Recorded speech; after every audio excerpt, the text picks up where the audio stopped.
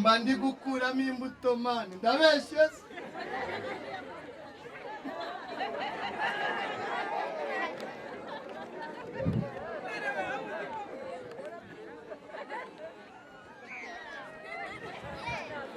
bamaze kukaroringa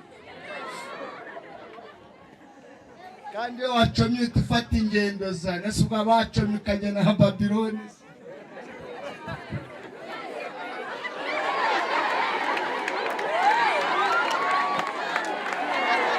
wumva ingoma abandi noneho wagezweho sitire rero n'udupantaro dufunze hasi ubwo akazamura akaguru kamwe ahandi kabimane ikintu kimbabaza kuba umusitari ushonje kwigira umusitari ushonje ni ukunyagwazi na bodabodara muri bodaboda ukazamuye akaguru kamwe akandi yakamanuye Kristo yamaze kukubatura mu mazina wita umwana hazamo n'iry'umuryango bose ni ba niyoshu bajyaga basanga gogosi murazi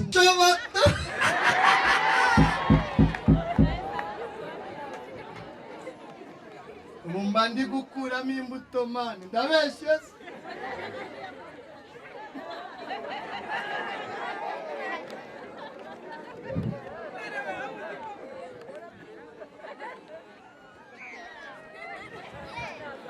bamaze kukaroringa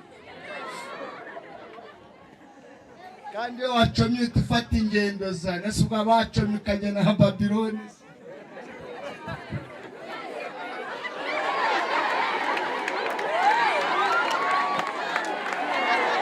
wumva ingoma abandi noneho wagezweho sitire rero n'udupantaro dufunze hasi ubwo akazamura akaguru kamwe ahandi kabimane ikintu kimbabaza kuba umusitari ushonje kwigira umusitari ushonje ni ukunyagwazi na bodabodara muri bodaboda ukazamuye akaguru kamwe akandi yakamanuye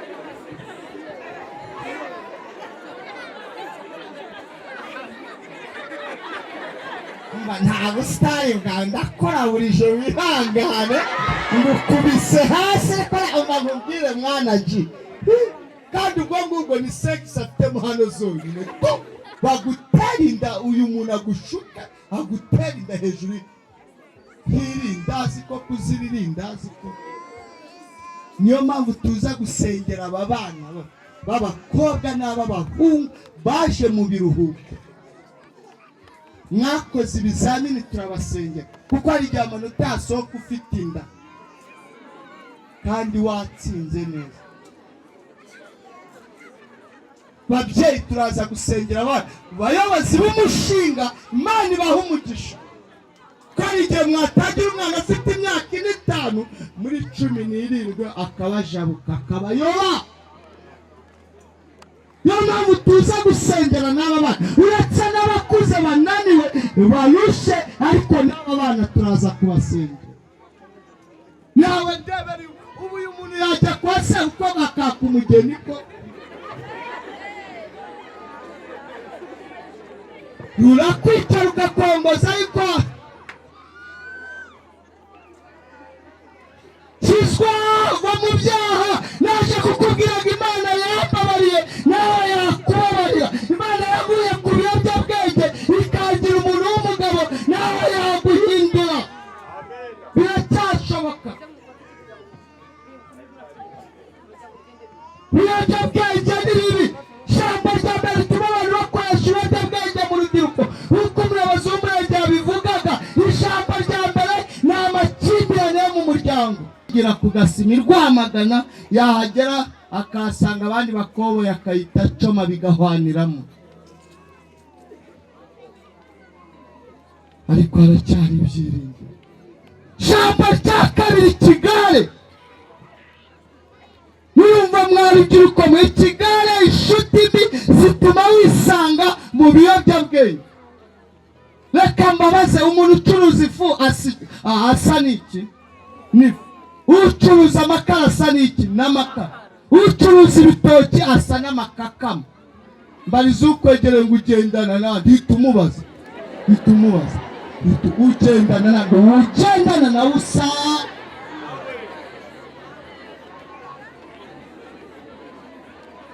Sibyo mene. Ugendana na usa nawe. Kiswa va mu biyobyabwenge. Hindukira bireke ntakiza cyane. Reka gutinda tumusiga muri so turasanga yitwaranye na cyane, turasanga yihitanye kugera mu rwego utambuka bakahita baza kureba ko inkoko zigihari. Bagukurikirana tukashaka abo kwijyanye ati ndatambutse rankurikira wagireka kubera ko ziba zakumenya. Shamba ryakane na amaboko y'igihugu wabasenyuka. Niyo mpamvu haba ibigo bya transit twabona byarakureta tukakujyana mu bigo ngororamuco tukaba tugushyize kure yabyo, tukagusanga tukaza kukuganiza tukaguha ikiganiro ngo turebe ko wahinduka hashorwamo imbaraga no gukumira no guhiga aho byaba biri hose, kuko ibiyobyabwenge n'ibibi. Kizwa hindukira. Imana ni inyembabazi, ariko haleluya. Imana ni urukundo. Wikwigisha ibiyobyabwenge ntacyo byakumarira, ntabwo byakuvura agahinda n'ubwo agahinda ari kabi. Ndabwira abantu agahinda ntigatinya ko wakarabye ukambara igitenge ukambara ishati, agahinda kadatinya guhagarara ku muryango w'urusengero. Uragenda kwinjira mu rusengero kakakurindira ku muryango, waririmba kakavuga ngo ririmba vuba uze dutahe. Gahinda karagatsindwa. Kagurumagira umara agahinda, agakiza niko komora igikomere cy'agahinda.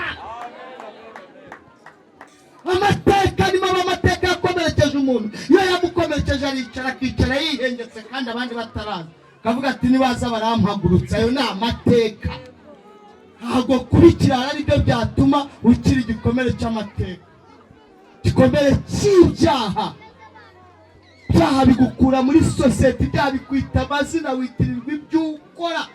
Iyo uri umunyamagambo bakwita umunyamagambo, iyo ukora bakwita umubandi, iyo uri umujura bakwita ikijura, iyo unywa inzoga bakwita umusinzi, iyo usambana bakwita iki? Umusamba. Ibyo ukora witiranwa nabyo. Ubundi ubusobanuro bw'ijambo ryitwa gusambana murarizi. Fata gusambana kuri akajambo k'inyuguti ebyiri gahera kavugana, ni akajambo kajya ku gikorwa kiri gukorwa n'abantu babiri kigahita kiba cy'umuntu umwe nako kigahita kiba cy'abantu babiri. Kugenda urumva ni umuntu umwe, nushyiraho na biraba kugendana. Kwicara nushyiraho na birahita biba kwicarana. Kuvugana. Fata gusambana ukureho na, harasigara gusamba.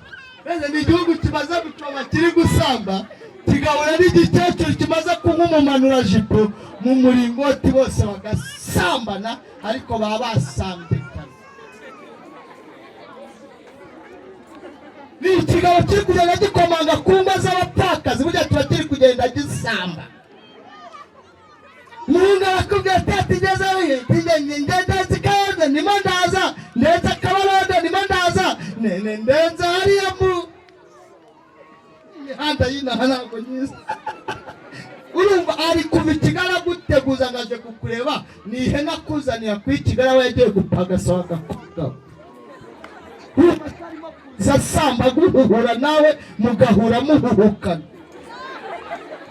Nambutse mu gishaga cy'umutari musanga munsi yo kwa Tereza haba y'ikigo. Urumva mutagiye guhuhuka mugahuhukana. Uvuga ngo mu izina rya Yesu.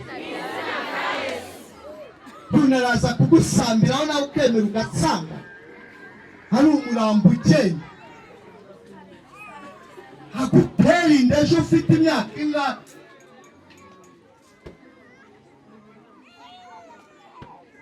ibyo biyobyabwenge tumwazamo n'izo nda zitateganye. Message ya sawa z'ijoro akagusurikira message ngo aragukunda asa n'ibyo. Yesu asa nahawe hasenyutse, ukongera ukaba umumaro mu muryango, ukaba umumaro mu itorero, ukaba n'umumaro mu gihugu mu izina rya Yesu. Sojeje mubwira ngo emerera uyu mwama kubature, nakubature by'ukuri, kandi ntago abatura umutima gusa nakumara inyota y'ibiyobyabwenge, ahubwo arajyana no ku mubiri hasenyutse hasane. Ariko haleluya! Kandi si n'ibyo gusa, n'ijuru rirahari, imigisha arayiduha, ariko n'ijuru rirahari, akatwomora ibikomere by'agahinda n'amateka n'ibyo by'ibiyobya, akaguhindurira izina ukitwa icyaremwe gishya, umwana w'Imana. Uranyemerera duhaguruke twisengere ko ntacyo bitwaye? Abantu mwese mwicaye muhaguruke dusenga Imana, tumubwire ngo wowe wemeye ko gitemwa haracyari ibyiringiro kandi biracyashoboka. Gusengera muri iki giterane abantu barushye, bananiwe, bishwe n'amateka, bishwe n'agahinda, bishwe n'ibyaha, bameze nk'uko Pastor Theogene yari ameze, bameze nk'uriya mwana w'umudamu wasambanye ariko Imana ikamubabarira. Ariko akaba tumaze kumva ubuhamya n'iri jambo ry'Imana, tumenye ko umwami yatubatura. Uri hano agahinda kakwishe, uri hano amateka yarakwishe, wakomerekejwe nawe, uri hano uwo mukekura ujyane wiretse aho ngaho. Ndashaka kubahorera, ntabasengera mbatuyeho umugisha. Wahuye n'abakwaturaraho ibibi, ndashaka kukwaturaraho ubugingo kandi n'umugisha. Nkabwira Kristo nguyu nawe mu wabambe urimo, urahari ngo ngusengere. Zamura ikiganza gusengere wewe urushye, Imana iguhe umugisha. Imana, ndashaka gusengera umuntu utarakizwa, umuntu utarakira. Abana mu manure ndaza kubasengera, ariko ndashaka gusengera umuntu nababonye rwose nawe abana mu manure. Umuntu mukuru yari akavuga ngo sinagira abasengera, ndashaka gukizwa uhereye umunsi wa none maze kumva ubuhamya. Zamura, Imana iguhe umugisha. Yituma uwa mbere uze guhobera mwature. Sana gukunda gufite n'umugambi mwiza. Nawe tebuka papa, tebuka mu mani muzamuye ibiganza. Iyizire mutebuke, ngwino wigira isoni, ntihagire uzana. Imana iguhe umugisha, cika. Imana iguhe umugisha. Yesu ihagarare, ntihagire uzana undi, buri muntu azabitekerejeho. Kristo niwe ubatura umuntu akaba abatura. Ndacyagutegereje. Ngwino iyizire mama, ngwino iyizire. Mubahinzira tebuka, muhinzira yizire. Ntihagire usa n'undi, buri muntu aze yitekerezaho, kuvuga ngo njyana yiduhiye mu byaha, ndashaka ko Kristo ambatura.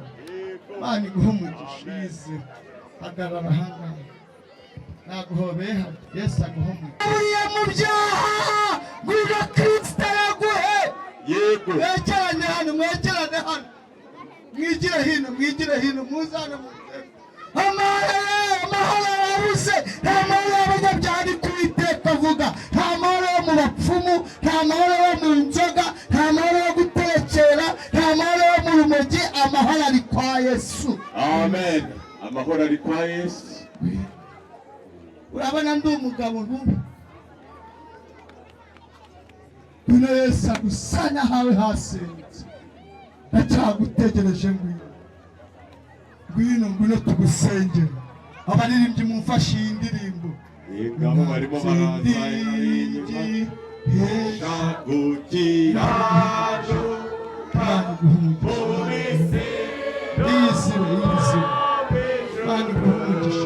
umwana kurire mu buntu bwawe. Imana iguhe umugisha papa, uje kuza ariko haracyari ibyiringiro. Mwitekerezeho abayobozi.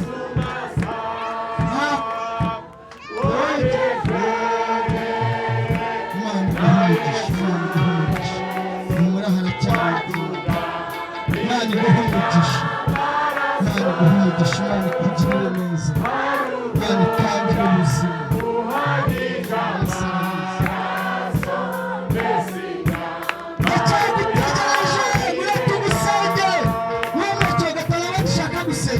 Umuntu wari ukijijwe, utujije gato, mwometse gato, gusengera umuntu wari ukijijwe agasogo akamenya ko Yesu agira neza akabatizwa mu mazi menshi ariko akaza kugwa agatemwa agahura no bya bigeragezo akisanga mu busambanyi mu kunywa inzoga mu kwiba bose bya byaha byicisha urabizi ko nta bugingo urabizi ko wagiye kure y'Imana ariko Imana iracicaye ku ntebe y'imbabazi niyo mpamvu twabonye ijambo rivuga ngo haracyari ibyiringiro kandi nubwo watemwe Kristo yakomeje guhisha umuzi uracyahumeka bivuga ngo uracyafite ayandi mahirwe uri hano muri iki giterane wari ukijijwe ukagwa muzamura ikiganza musengera aho uri weho Imana iguha umugisha nababonye abana mumanure abana Imana muzamure mwebwe bakuru Imana irabakunda namwe yema barimo Imana irabakunda namwe mutebuke mwihuta namwe mutebuke oyaje uzana undi buri muntu yizane terageterire kabizane ntucike ibyaha arizana kuko utabicitse ngo wizane ipingu na gitifu babahari nabo bakakujyana itsinda kizwa na daso na komanda n'abafande bakandi bazi gufata aragutendeka mu byo bize ntiwabacika kizwa umwotsi umwe kuwukurura gutya umwotsi umwe w'itabi umwotsi umwe kuwukurura nubitekerezaho uzagaruke nugira umubabaro w'agahinda k'ibyaha wakoze ariko Murara Yesu aragukunda ngaho mpoberana Yesu aragukunda umwotsi umwe kuwukurura umwe wonyine uba uri gukomanga itsinda hariya kuri gereza uvuga ngo munyingurire mucumbikire imyaka 25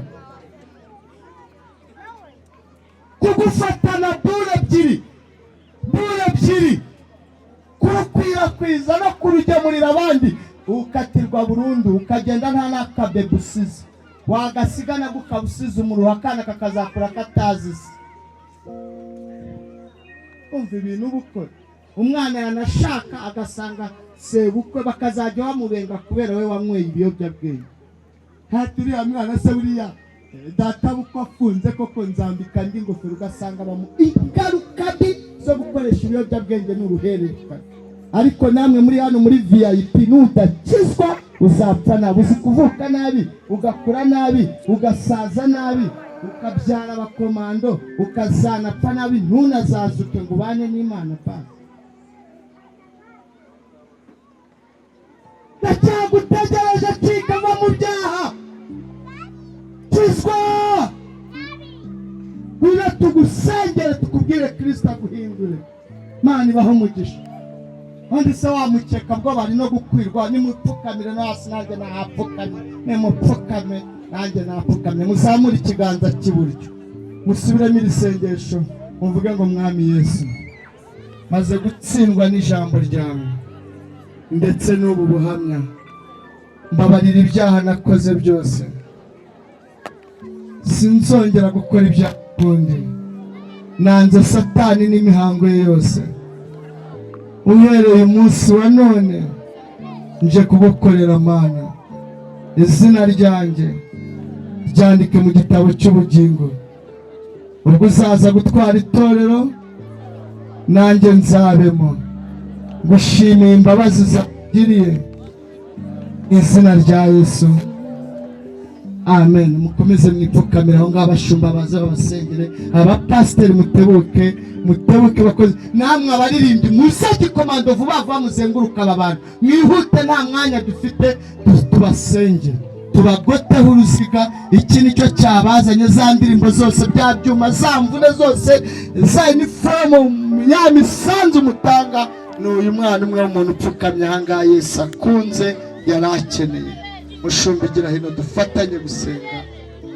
kuko igihe cyagiye ugiye gusengera abangaba bamaze gusaba imbabazi ariko idusengera n'umuntu wese uri aha ngaha uvuga ngo Mana harimo abatemwe n'uduhinda harimo abatemwe n'amateka harimo n'abatemwe n'ibyaha naniwe kuza gupfukama hano ariko umwuka basange aho bari ku cyumweru bazaze mu rusengero tuzabane mu bwami ukuvuga ngo buri muntu uri hano wese umusenge Yesu Kristo urera kandi urakiranuka ufite imbaraga n'ubutware ntawe uhanye nawe Mana niyo mpamvu twatuye imbabazi zawe Mana, twatuye urukundo rwawe, twatuye kugira neza kwawe mu izina rya Yesu Kristo. Turavuga gukira, reka abantu bakoresheje ubuzima bwabo nabi, Mwami Imana ubagirira imbabazi mu izina rya Yesu Kristo. Twaturiyeho kugira neza kwawe, reka ubahindurire amateka, bahinduke ibyaremwe bishya.